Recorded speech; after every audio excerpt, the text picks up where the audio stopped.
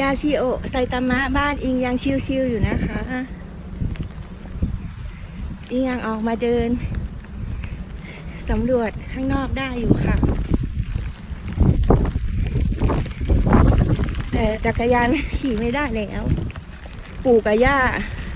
เอาไปเก็บไว้บนรถเฉยเลยอ่ะ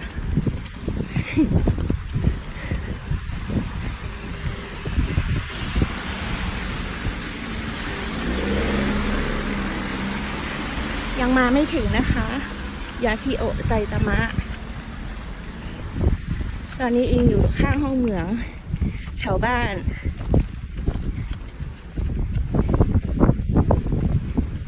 คนญี่ปุ่นเขาขี้กลัวเนาะไม่กล้าออกบ้านกันแล้วอะ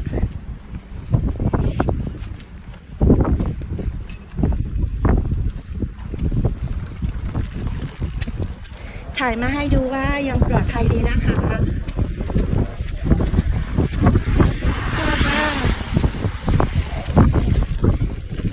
กำลังจะเข้าเสียงรีดวิวมาแต่ไกลเลยค่ะ